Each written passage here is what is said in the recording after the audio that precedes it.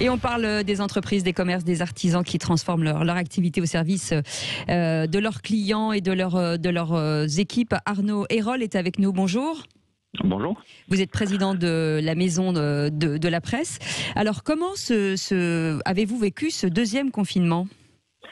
Alors, pour notre enseigne, pour toutes les maisons de la presse de France, ça a été assez, on va dire assez disparate. Mais on l'a quand même mieux vécu que le premier. C'est-à-dire qu'on était quand même un peu préparés. Et nous, en tant que commerce essentiel, on s'était adapté durant le premier confinement, on va dire. Et qu'est-ce qu'il y a de différent par rapport au premier ? Est-ce que tous les points de vente étaient ouverts partout ? Il y en a à peu près 600 en France, hein, c'est ça ? C'est ça, exactement. Alors, la grosse différence par rapport au premier, c'est le côté adaptation à ce qu'on vient de vivre. C'est-à-dire que cet épisode du Covid, c'était vraiment l'inconnu au printemps, le 17 mars. Il a fallu, à cette époque-là, équiper les magasins de protection adéquate, de masques. Et puis, on se rappelle du contexte à cette époque. Là, c'était un peu différent dans le sens où tout ça a été mis en œuvre et on pouvait accueillir les clients, je veux dire, de manière complètement normale, en tout cas dans les magasins, ou du moins du mieux possible. J'imagine que ça dépendait, bien entendu, des territoires et des situations géographiques de chacun. Oui, alors forcément, selon le contexte le contexte dans chaque région, forcément que les ressentis des commerçants et l'activité dans les commerces a été un peu différente. Après, globalement, on est quand même des magasins d'ultra proximité, on va dire. On est très en contact avec les populations dans les villages, dans les bourgs. Et c'est vrai que on a aussi un rôle social à tenir. Donc, nos commerçants ont tenu ce rôle durant ce second confinement également.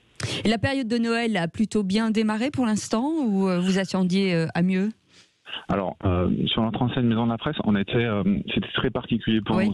Il n'y a aucune forme de, par rapport à tout ce qu'on a entendu dans la librairie ou dans le jouet.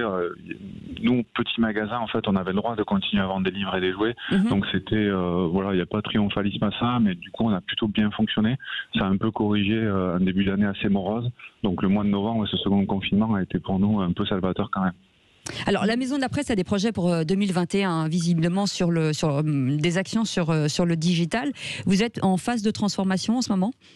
Oui, exactement. Alors, la presse, elle, s'est transformée depuis de nombreuses années. La presse digitale, tout le monde sait clairement que c'est parti sur tablette, smartphone et autres, surtout la presse quotidienne.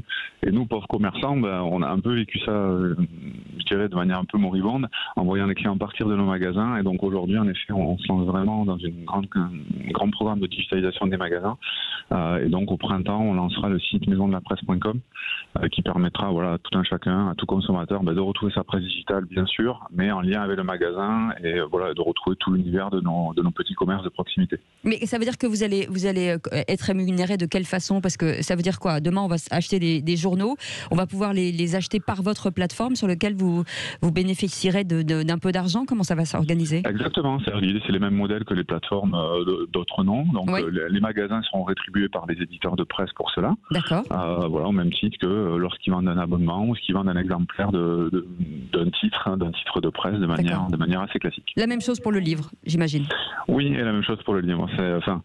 C'est vraiment nos deux cœurs de métier.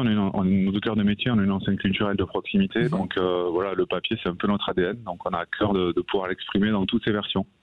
Eh bien, merci beaucoup Arnaud Hérol, et puis on vous souhaite de bonnes fêtes de fin d'année. Et vous êtes président de la Maison de la Presse, et c'est une très bonne idée, cette digitalisation de la Maison de la Presse. On revient dans quelques instants avec la météo et le journal de 7h, et on vous souhaite un bon réveil sur Sud Radio.